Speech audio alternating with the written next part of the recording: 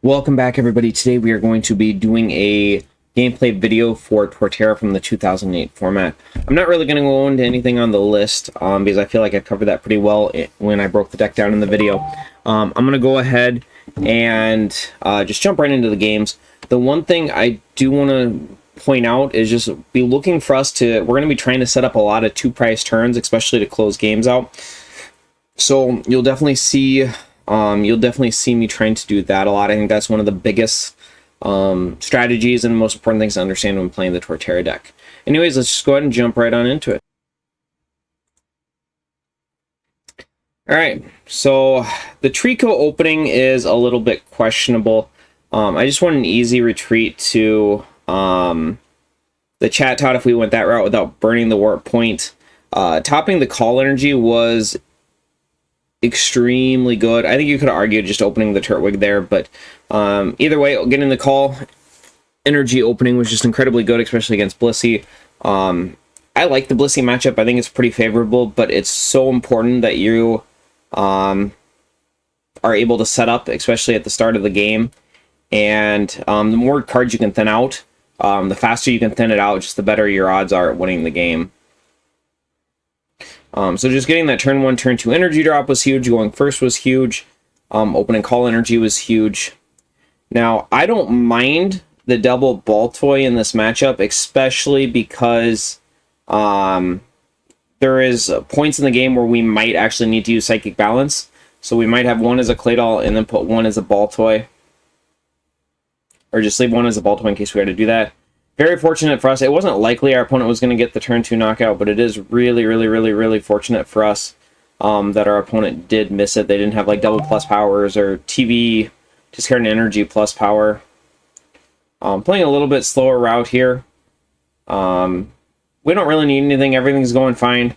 The opponent's hand size is really small here with only 3 cards. So giving up our Chat Tot to Mimic there wasn't super strong. Or it wasn't a great idea. Once again, really fortunate from us. Opponent just didn't have anything, didn't have the plus power, didn't have the energy. We're able to top the BBs. We're just drawing near perfectly here. We just want to keep putting those energy in play. We know a Cessation Crystal is coming at some point, so we're just piling those energies under the Grotle for right now.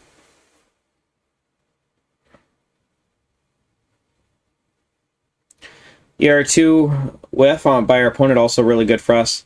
Got the free retreat to the Chat Tot. Just looking for that Torterra. We go ahead and hit it, and we're still going to have the Cosmic Power here. We want to keep the Rare Candy. Warp Point's also really strong for us. Just because if they do get that Cessation Crystal, that is going to be an out for us to start being able to use powers again. I don't know if I fully like... Our opponent's kind of hedging their bets here and trying to set up 2 Blissies. I think in this matchup, you really need to just slam full Blissey and then just start building up the next one. It's really hard to do this like small damage against us. Like you saw, he hit us for 40. We healed 20 off while we're hitting him for 60. But essentially the way the matchup plays out is our guys are just bigger. They're just stronger. The biggest thing that he has going for us himself is going to be that Cessation Crystal. So if we can make it through 4 Cessation Crystals, we should be able to have a pretty smooth game from there. So that's really what we're watching. If we have to power through them and using combination, we got 2 Windstorms and then we just have to power through 2. Once again, opponent just didn't want to give up the Blissey prize. So they sent up the other Blissey, but it didn't have a Cessation Crystal, so we're going to be able to just get further set up from here. Really going to be looking to do like a Torterra level X play next turn.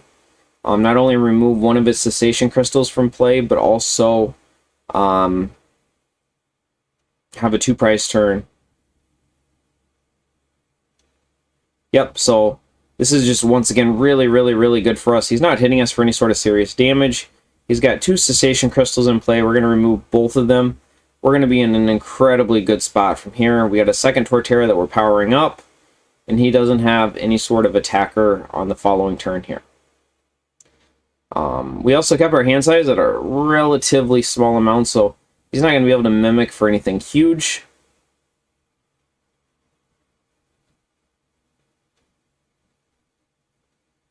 He's got some energy in the discard pile to work with now. We could Vigorous Dash him next turn and put 30 on the Chansey, but I don't think we're going to want to risk putting the Torterra X in knockout range. We're just going to be much safer trying to come in here and just Leaf Storm, just heal off. He's not putting pressure on us. We don't need to overplay anything. Once again, was able to search out that Torterra, put us at a small hand size, get a good Cosmic Power off, get cards out of the deck. Once we're just able to deck thin enough, we're eventually going to just be able to draw into those Windstorms. Cessation Crystal becomes a lot less scary as you got fewer cards in your deck as well. Looking for a Warp Point here that's going to kind of be a big deciding factor for us. Are we able to hit it? We go for it, no. I think it is worth noting in the early game we did burn a Night Maintenance, but since we play 3, like using a Night Maintenance just to send a like a chat type back to the deck, which is such a key card in the early game for this, it was fine. Alright, so here's the third Cessation Crystal, has the Blissey. Kind of debating what we want to do here. Good prize lead at this point too, so I think we got a little bit more room to kind of play around. So he's got a Chansey, Blissey, another one on the way, so we're sitting pretty good at this spot.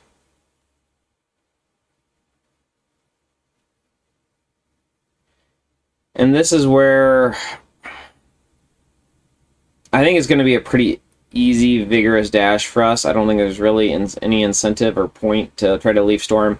He knocks us out with the plus power energy, and then putting this Blissey within knockout range, and then getting 30 on the other Chansey is just going to be too good to pass up. This is also his third Cessation Crystal, so if we're able to get that out of play, we've only got one left to deal with. Yep, so opponent takes a knockout there. We hit the Windstorm. I really don't think it's worth playing at this point. We might as well just power through the active.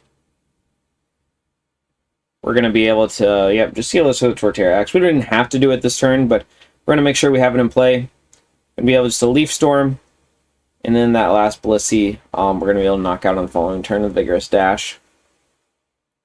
We won this game pretty convincingly, but I will say we drew, man, just those first few turns were just near perfect draws. Our opponent had an incredibly slow setup.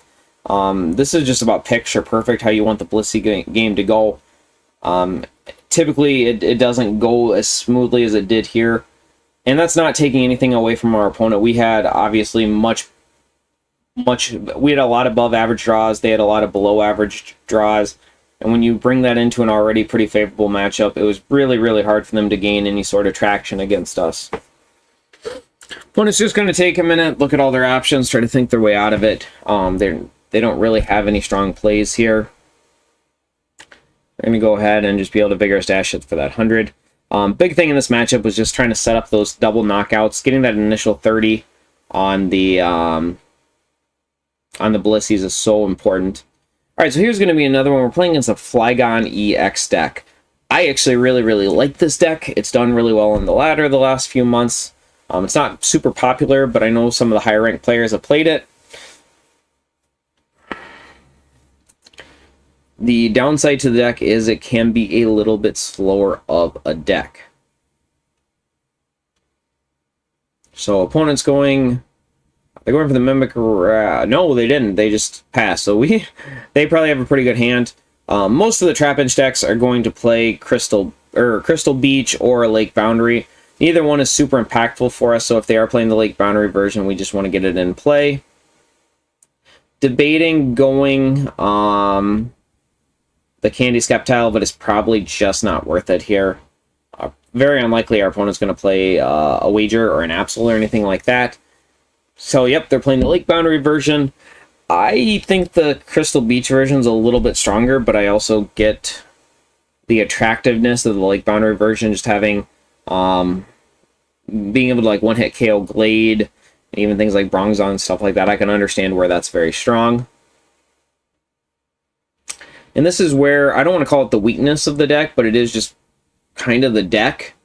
So we're going to go ahead, retreat to Sceptile, and then try to play our hand down a little bit before we Cosmic Power this turn. But no, so I don't want to say it's a weakness of the deck, it's just kind of how the deck is played out. But essentially, it's just a very slow deck. You do have some tools in there. You have the Flygon Delta, you have Rotom, so you do have some ways to accelerate energies, but it can be really, really hard for the deck. It's usually turn 3 or turn 4 before they get that first attack off. Opponent had to retreat turn 1, so it's going to be at least turn 3 or turn 4, unless they're able to get a Flygon Delta in play before they're able to attack us. Now, we did the planting option. We wanted to get that, and I think use a Strength Charm, yeah, so we put 30 on that Chatot. This is going to allow us to, here real quick, that's going to allow us to take the prize later on in the game with Vigorous Dash. We also set up 2-hit knockout at the end of the game, where we can, like, bring something up that we can knock out, like a Claydol, and then Vigorous Dash to Chatot, take a 2-prize turn. So essentially, we only got to cheat out 4 fair prizes here. A little bit of a spoiler, but our opponent does play Cresselia, so that does change this math. But it was the option, it was what we were trying to set up when we played that Strength Charm for. I did not think our opponent was going to go this route. Essentially, they're going to play a Flygon Delta, and then just use that as their first attack, or try to get an attack off a little bit earlier while trying to build up a bench Flygon EX. It's going to be, the hard thing is it's not going to put a whole lot of real pressure on us, so I don't mind this. The other nice thing to note is even our Grotle here is a stage 1, and not even like, it's a stage 1, but it's a go-between stage 1. We're only playing it to get to that Torterra. That's so solid for the hit points and even the attacks for something like that.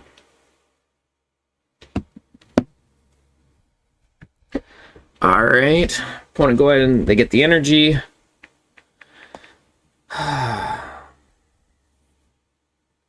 Okay, they're going to go ahead and bring it up. They're going to get a hit off on us. We're going to go ahead, we get the Torterra, hit the energy here, so very smooth for us. We're going to be able to Leaf Storm, really mitigate a lot of that initial damage the opponent's going to put on the board, and then we're going to try to slowly build up a second Torterra here.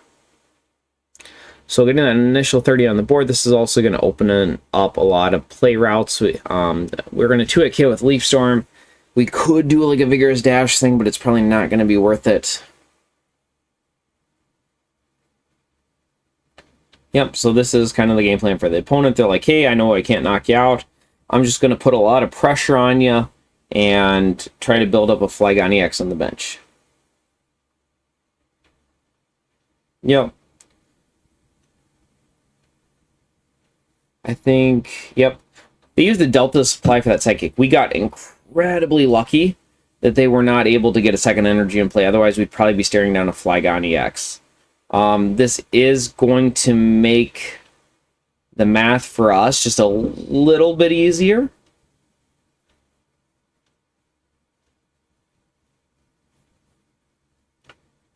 See, if they were able to attack us Flygon EX, we'd be in a little bit tougher of a spot here.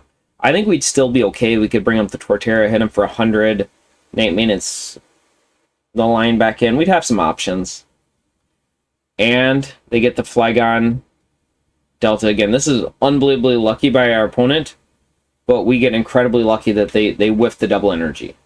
And especially when our opponent's playing the Cast Form version, since they're playing the Lake Boundary, to not have that Cast Form energy is just so lucky on our part. We're going to go and play a Warp Point. We want to leave that Chatot alone.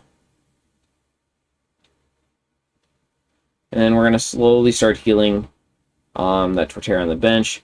I feel it's usually benching basics in this situation super bad, but I do feel okay with it because I know our opponent, we can just Leaf Storm off any damage. Okay, opponent gets the double energy in play. Now they finally get that that Flygon EX going.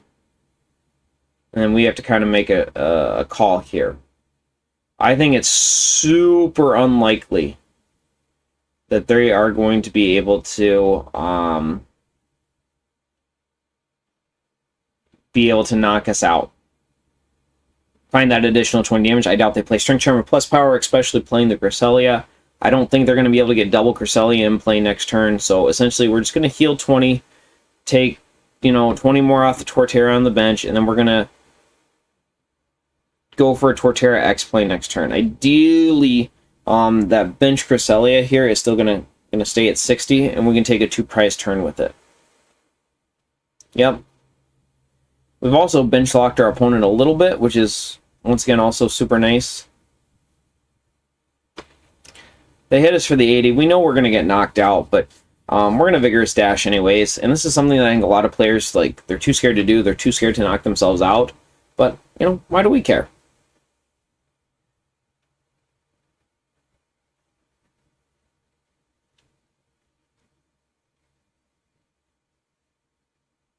Just see what we got left. Not a whole lot going on for us. We're going to go into Vigorous Dash, take the 2-prize turn. We know that Chatot going to get knocked out in response, but our opponent's going to have to use the Flygon Delta, and we're going to hopefully try to find a plus power in there to knock it out. That initial Strength Charm seemed like a really, really good play, but if I would have known my opponent was going to go this heavy on the Flygon Delta, I probably would not have gone that route. Opponent gets a Flygon EX out. They go ahead, they knock out the... they go ahead and they knock out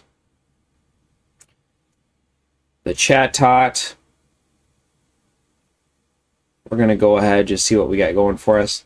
At this point, Sceptile's a viable attacker here. We're just trying to thin the deck out a little bit. We know if we can get a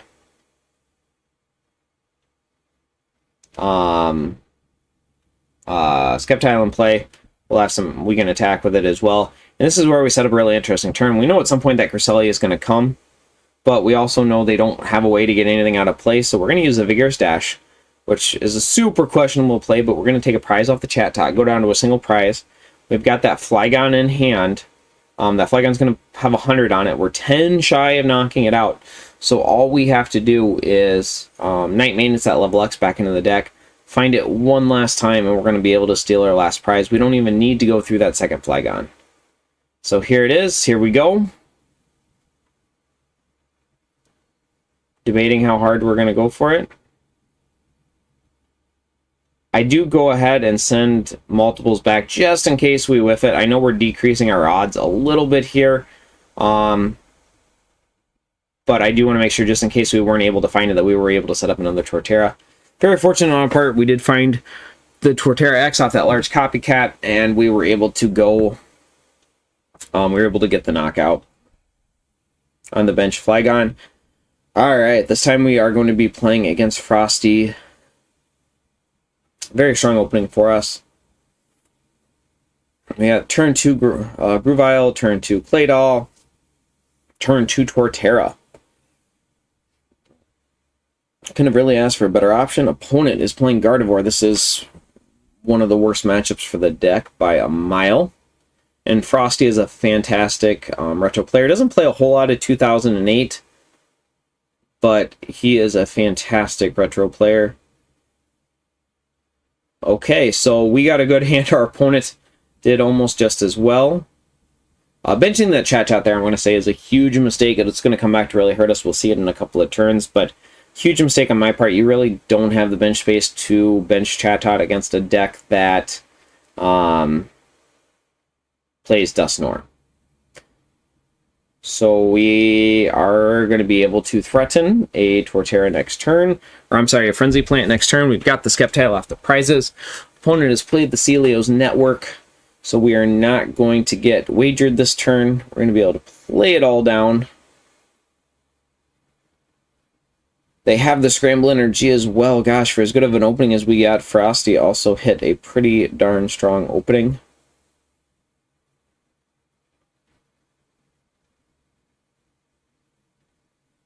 Yeah, and once again, I don't know why we benched the Chatot. Like, worst case scenario, our opponent like Warp Point scrambles. We send up the Gruvile and then we just retreat it. Alright, so we went ahead and we went for the Stevens. That's highly questionable in this matchup. Just if we would have hit a plus power or strength charm there, we basically just win the game. Would have been super hard for our opponent to come back from that. But we are really, really, really feeling playing that Chatot down.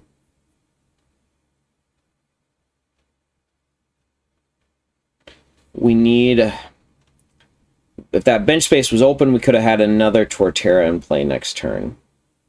And I think this is where, like, the matchup... This is why the matchup gets so hard, is because you essentially have to loop Torterras. You have to get 3 Torterras set up in a row and not miss a beat, where essentially you Torterra, they Glade it, and then you Torterra, they Sonic Blade it. You get that Torterra back in the active spot, and then you have a third Torterra that you're hitting them with. Or you have a Torterra on the bench, and then when they Sonic Blade, you send up a Torterra, and then that's what's able to deal with the Glade. It's super hard to get that set up consistently. I recognize I'm in such a bad spot. If he Psychic Locks that Torterra, I take a risk here, and I'm just saying, hey, you already played. I think 2 rare candies at this point. At least 1. I'm just going to gamble. You just don't have it. You can't get it. You don't have it. I think if I did not set up another Torterra there's no way I win this game. If he hits a Dusknoir right now, though, we just straight lose this game. There's no way we win it.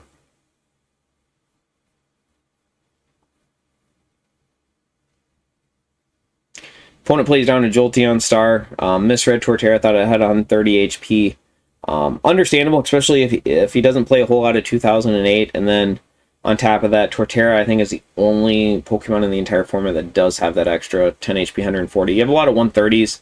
Gardevoir, Glade, Blissey. Torterra is the only one with 140. Opponent is going hard for that Dusknoir. We are super panicking right now.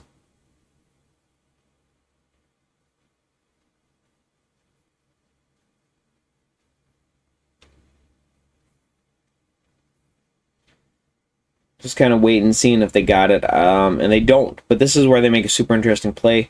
They just retreat to the Jolteon Star, and they're like, I'm not super worried about it. I'm not worried about knocking you out this turn. I'm going to try to set up this really, really strong knockout where I can, I Dusknoir you and I knock you out in 1 turn. What we're going to try to do is we realize that's an issue, so we just retreat back to a Chatot, and this is where I make a huge mistake.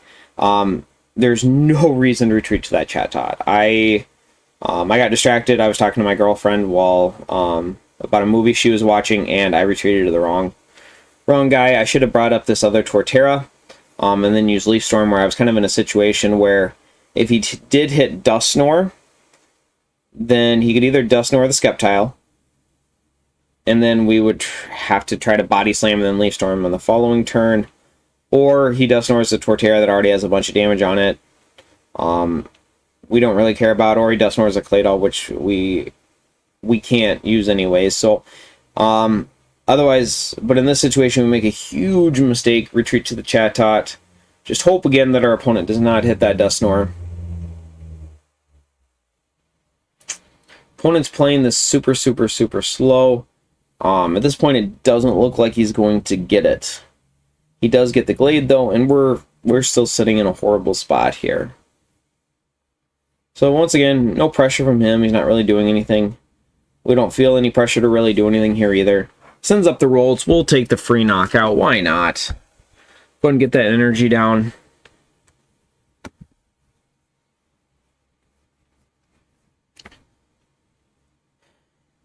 Take the free prize. And we're going to try to set something up. Why not? Try a little Cosmic Power. And the reason the Cosmic Power is eventually, the idea is, we expect him to try to use Glade. We want to try to lower our hand size, so maybe we can draw some cards on the following turn here.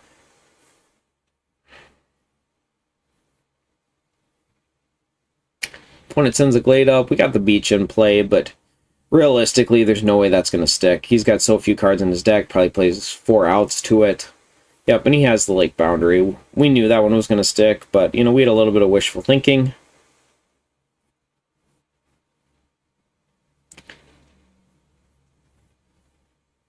The Scramble is also rough because he can get away with only flipping 4 prizes. He doesn't need to flip that 5th prize to do it. I will say that 10 damage on the Gardevoir could become super relevant, though.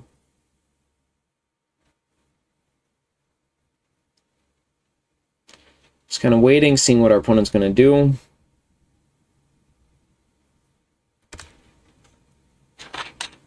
Play their Steven's advice once again. Do they hit the Dusknoir?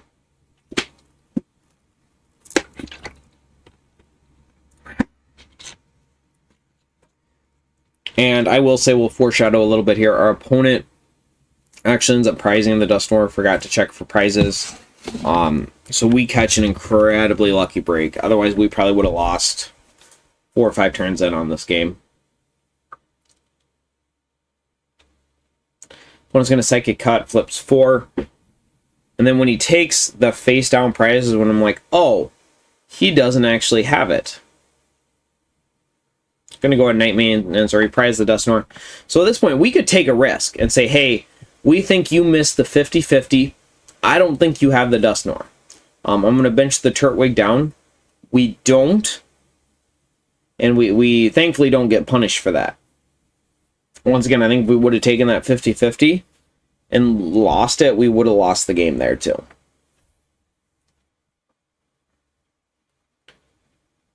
But our hand's pretty strong.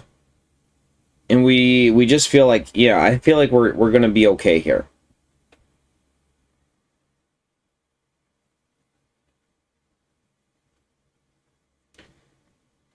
I think a pretty clear, yeah, plan from our opponent. Plays a Warp Energy, which is super interesting.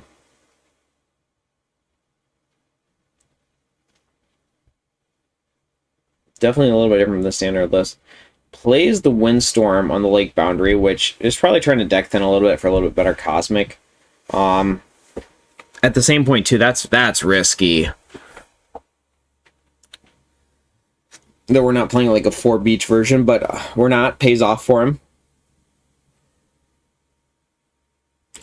We're going Copycat. We don't hit anything, and then we'll just Mimic here. Once again, a little bit of a weak hand.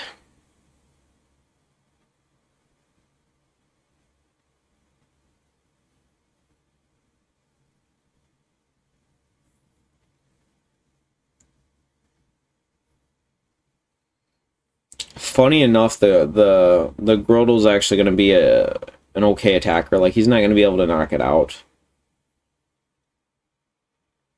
Play the Copycat, get another 7 cards. Gosh, he just has access to so much. Going to go and Wager us here. This is a bad one to lose. Especially knocking out our Chatot, turning off our Claydol. Oh, and we lose it. End up with a dead hand. Game is looking pretty bleak at this point. We actually send the Claydol up to sacrifice. The Sceptile is too valuable. And the Turtwig is kind of our win condition. We're going to go ahead and BBs here. Grab the Torterra. We just have to go all in on it.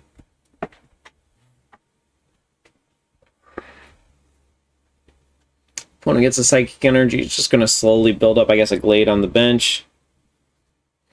I don't know how much how much value I put in that Glade. I would think the Dusknoir or the setting up another Gardevoir is just going to be stronger.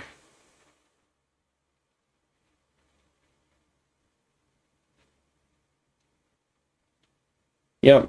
We go ahead and hold the beach. Like, it's not going to do anything. It's more valuable for us to either bluff a card in the hand, like, oh, hey, we might have something valuable, or just hold it, because he's got 11 cards in the deck, 6 cards in hand. He's only played 2 counters. He probably plays 4. Super unlikely that that beach actually sticks. Once again, it's more valuable to me to even fake that we have options that we don't really have.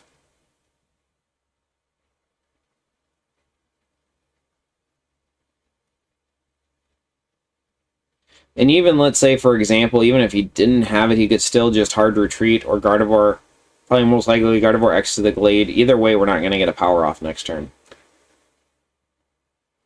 This is where we kind of debate. We know we can't knock out the Torterra next turn. And we're basically, with so few, just with our hand, there's only one copycat left in the deck. I know at this point that if I don't get another Claydol out, that I'm probably just not going to win this game. There's no way I can win this game with drawing one card a turn. We've got to get more cards. But opponent has 2 prizes left. We have 3. We see that Glade on the bench, and we're eyeing that up. I know that's a possible win condition for us. Hit the Roseanne's, about borderline perfect top deck. We're still under Psychic Lock. So we're going to slowly start working on getting another Torterra. At this point, we're going to throw the beach down.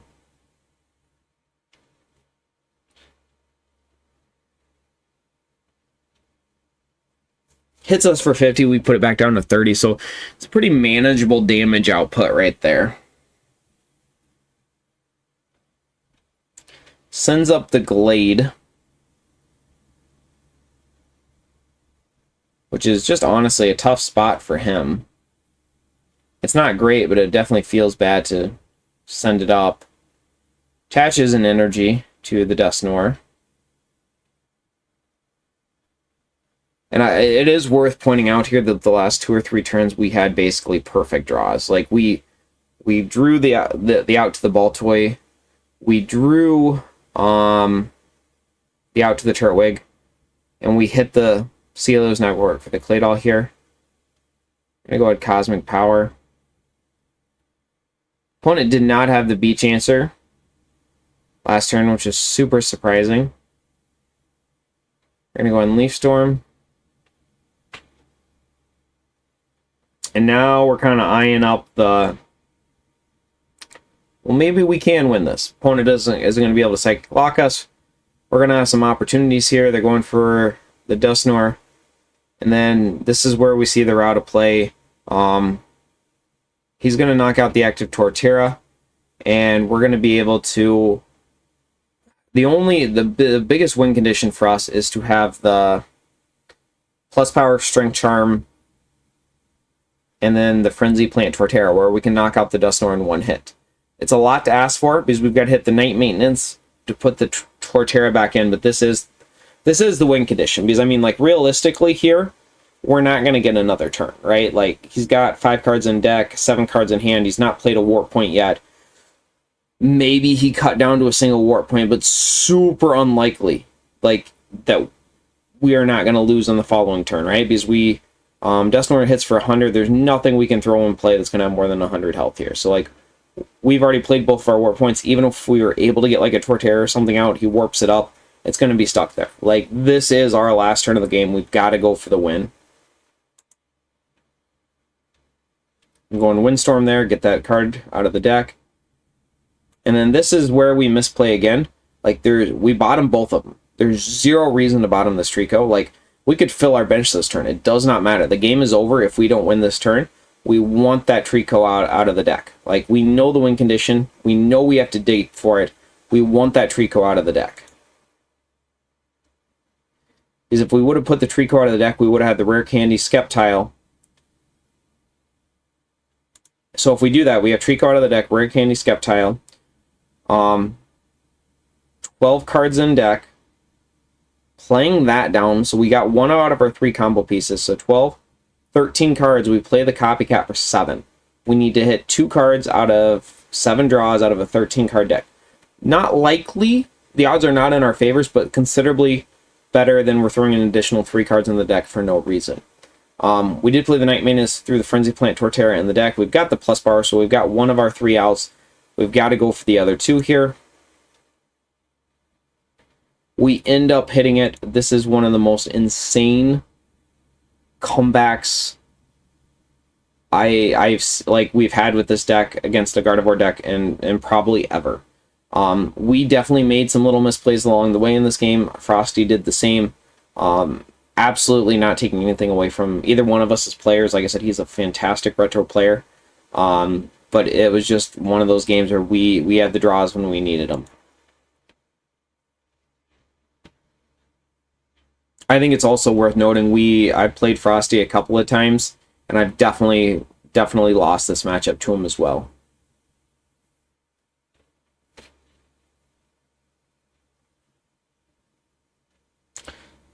Opponent opens Chatot, we open Trico.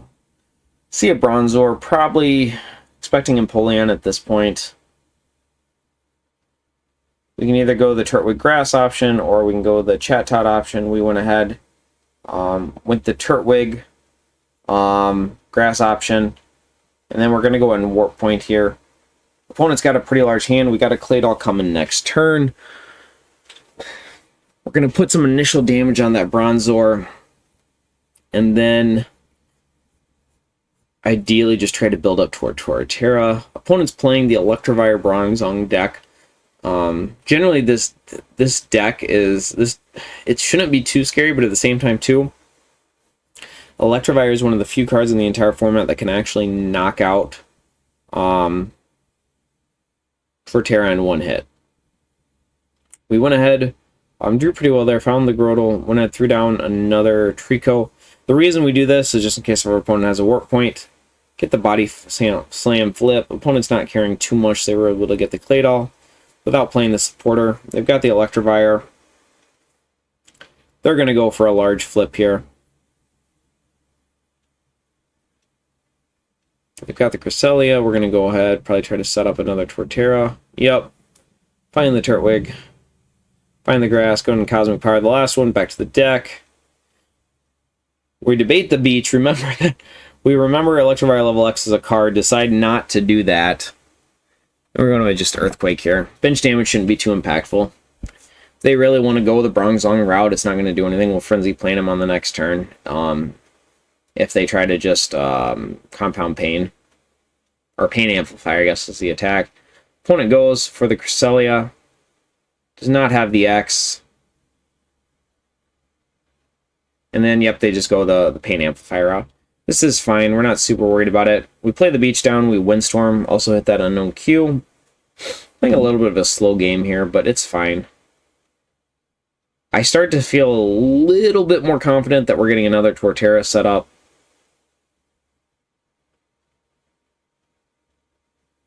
It also feels good to discard that unknown Q.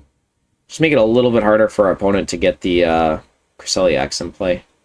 Go ahead and Frenzy Plant there for the knockout.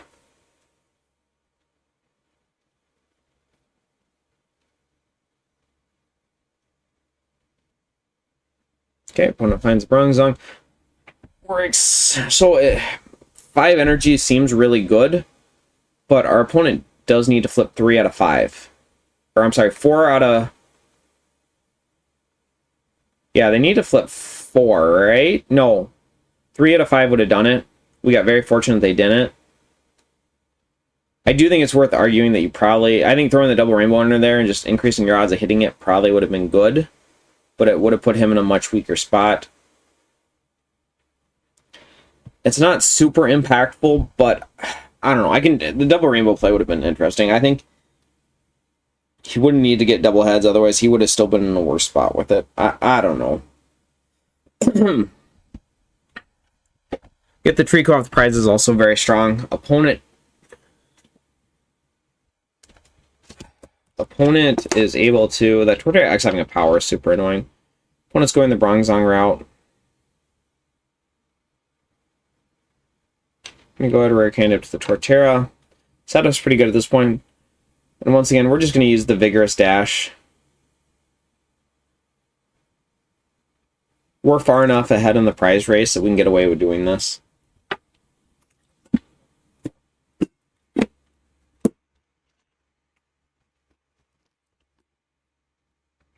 And get Solid Stevens off.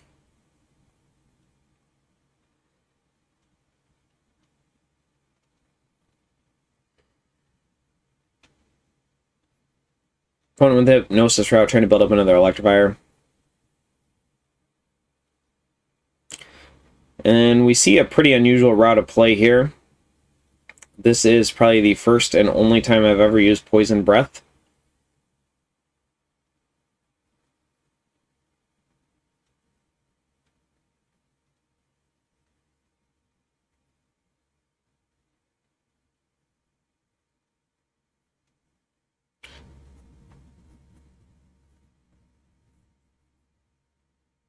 I think either our opponent plays 2 unknown Qs or they sent one back. They level up to the Electravire.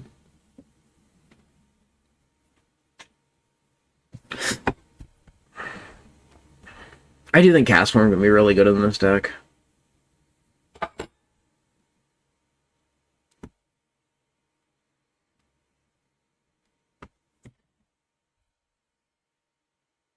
They don't knock us out. Go ahead and go for the String Charm.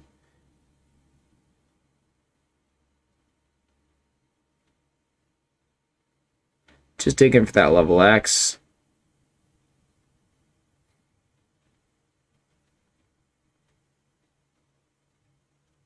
So this is super bad on our part. We left a tool in play.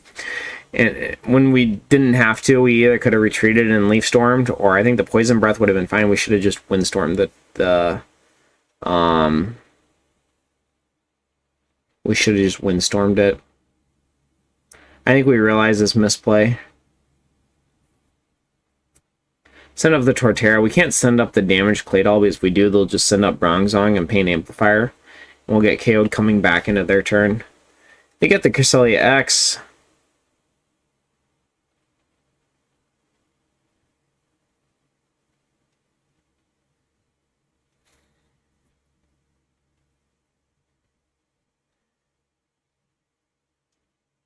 A little late for them. I think if they would have hit this early, could have made a big difference. They do use a really good Full Moon Dance. Alright, they do the Pulse Barrier. We're going to go ahead, just see what's in there. Feeling pretty good at this point. We just need to take one more prize, but we're going to play it pretty conservatively. Alright, Warp Point level X wins it, but we don't need to rush it. If we hit it, we hit it. If not, once again, we don't want to overplay our hand here. We're so far ahead.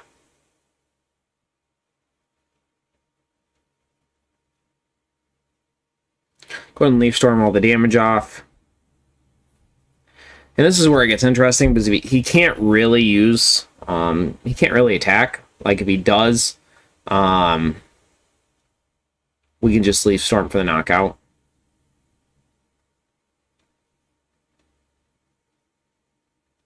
Gonna go on Bronzong and Coding here. This is the one attack that he can use that we can't knock him out in one hit. We go ahead and we do find the level X off the top, so Warp Point level X is going to be game here. That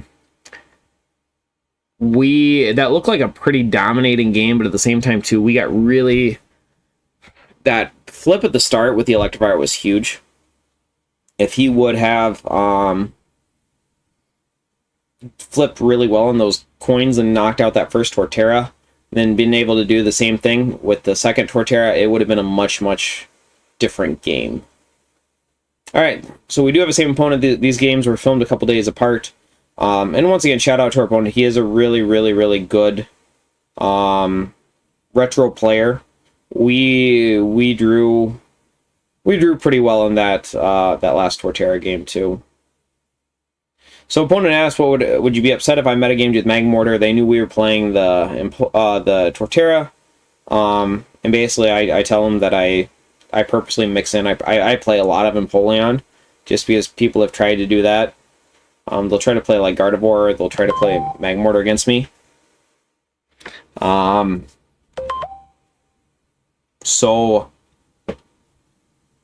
They try to play like the two big counters to Torterra. And then Empoleon has the fantastic matchups against both those decks. So I try to mix that in. But please don't. Like, please stop trying to metagame me. I don't like playing Empoleon. Please stop making me play it. Opponent says they've won a lot of those games too. And I totally agree. I think if you're a good player, you can win a lot of unfavorable matchups in this format. I've beaten Magmortar with this deck. I've beaten Gardevoir with this deck. I think if you're a good player, you can win a lot of unfavorable matchups if you play well. Opponent, once again, we open really well. I think we went first, and then we had that Call Energy opening, able to fill our bench. We're going to go ahead, just go for a Mimic here. Hand was pretty dead. Not dead, but we want some more options. We're setting up pretty well here. hits a Cessation Crystal. We get super fortunate he's not able to knock us out. And that's kind of the big first check. If we get that extra turn in there, usually we're doing okay. And we are able to do that. We do get that Earthquake Torterra, which is really good. And for that split second, we almost retreated to it, but then we can't afford to double Earthquake and take that chat top prize. Especially with that low hand size, or give our opponent the chat top prize. We're better off to just go and Mimic one more time, play it a little bit slower. We kind of think about what we want to do here. Basically, where is that energy going? I actually think this was a really, really big misplay. I think even holding it would have been better than this. Because if our opponent hit an ER2 there, we're just dead in the water. Just absolutely dead in the water. I think we also should have played the Strength Charm there. We wanted to fake it a little bit, I think. But it was just... I don't know. It's unlikely our opponent would have wagered a 4-card hand. Go into Roseanne's Double Energy. Play the Strength Charm down. And then go ahead and Earthquake there.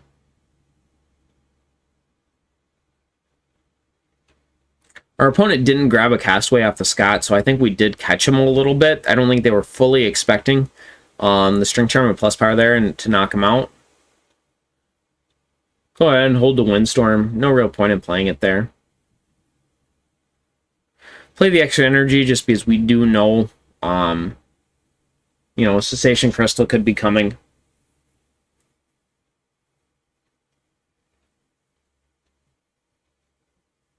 We got the low hand size, but that Blissey is going to get knocked out, so it's like, you know, does he really want to put a Cessation Crystal under it? Tails on the R2 is once again real nice for us. Below average flip on the time space distortion too, so a couple of lucky breaks there. Send up the Torterra. We'll go ahead, hit the X. And then this is where we... Super fortunate for us. We're going to be able to take a double knockout here. And this is kind of like that turn where you're like, okay, I'm feeling good at this point. Like, we got this game. To get that double knockout, take all of his energy off the board. Still be holding a Windstorm. We know he's got the wager, but we're not giving him that time to play it.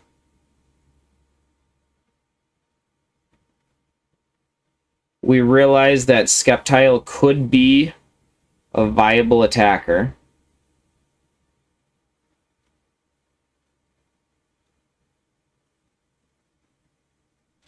Go and bench the Turtwig. So we go in Warp Point here, which I think is like... Or no, we don't Warp Point. We go ahead and Leaf Storm. Yeah, opponent's not going to be able to knock us out. I don't know what I was thinking. Once again, opponent slow plays it. Doesn't really have any worries or concerns here.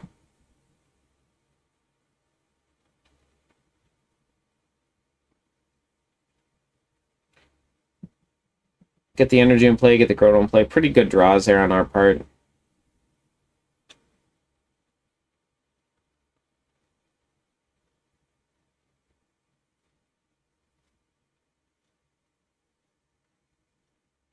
Like, we Warp Point here, but I think this was such a big mistake.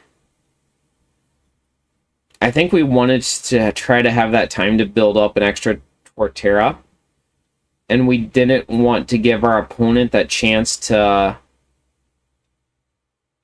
knock us out with the Blissey. But I think this was just such a big mistake. So, like, okay, like, I explained that poorly. Like, if they can knock out that if they Cessation Crystal wager, knock out that active Torterra, it puts us in a really, really, really bad spot. I think we should have just risked it because, like, we would have had to lose the wager. Like, all of these things would have just had to line up perfectly for our opponent. They would have had to have the Blissey. They would have had to have, like, the energy plus power. I think it was just too much to gamble on. I think in my line of thinking at the time was just basically, like, okay, they're like, we're so far ahead, we're gonna win this game. We just basically don't have to not play bad. and then we come back here, we whiff the energy, we get the body slam tails. Like, it just, things did not go the route we needed them to go.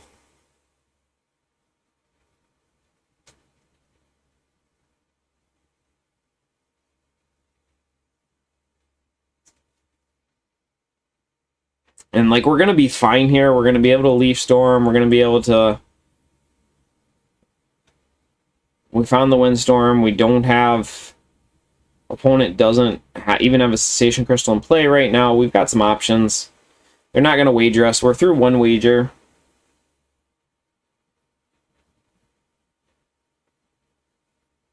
And this is when we feel pretty good. We're going to be able to Windstorm this turn.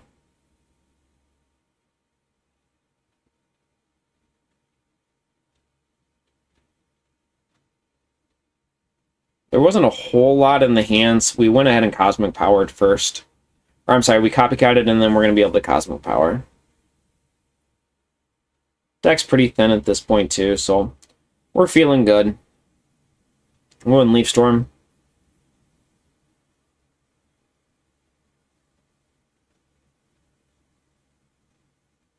Even if our opponent, yep, they throw down the Force Cessation Crystal. So even if they were possibly able to set up another Blissey next turn, that Sceptile would have been a viable attack option too.